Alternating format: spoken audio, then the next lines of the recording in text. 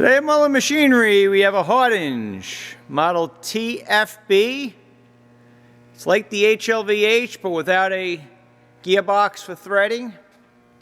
So TFB is for turn, face, and bore. Mechanically, the machine's in great shape. Cosmetically, it's got some challenges. The paint's bubbled up in the chip pan, you can see.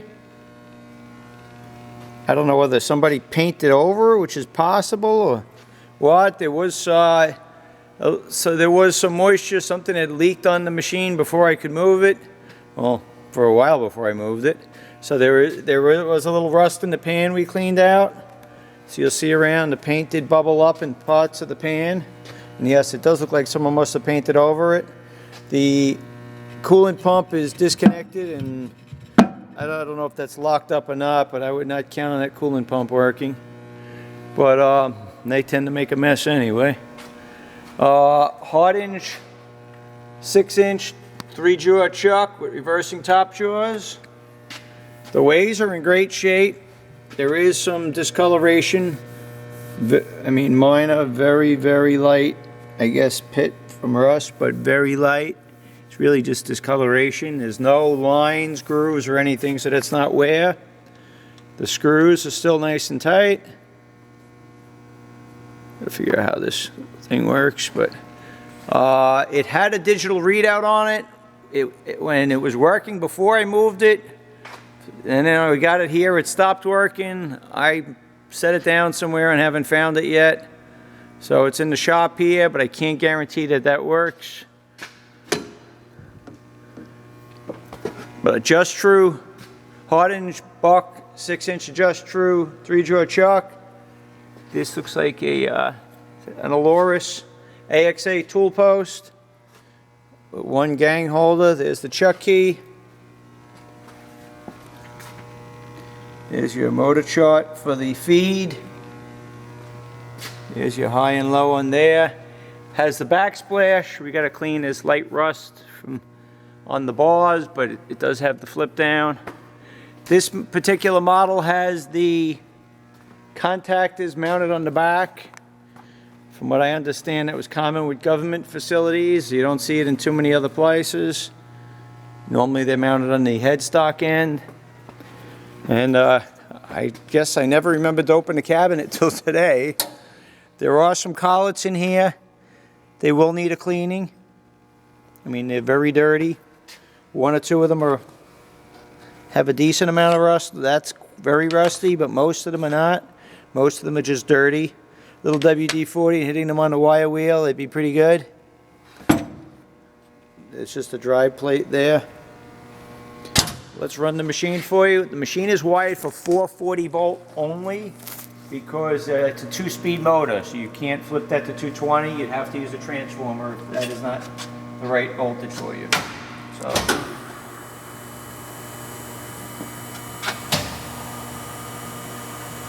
So that's around 1,000 RPM.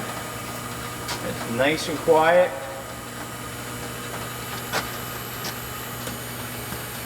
Oh, let's put it, there's your carriage speed. You can slow it down.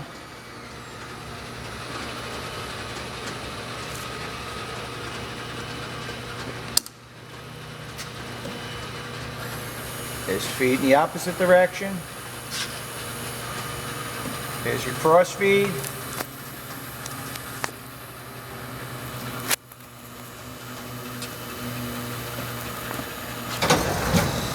There's your high speed. We're running at 3,000 RPM right there, and it just purrs. It'd be a little quieter if I had a collet in it, but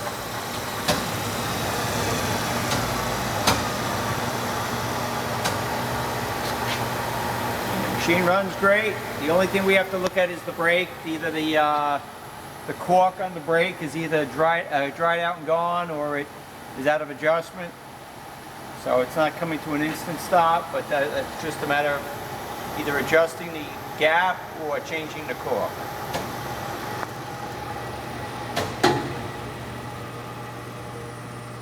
So it stops, we go in reverse.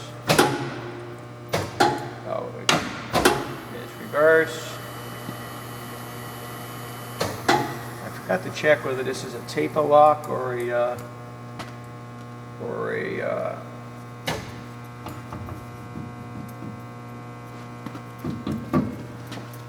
which spindle it's got in it.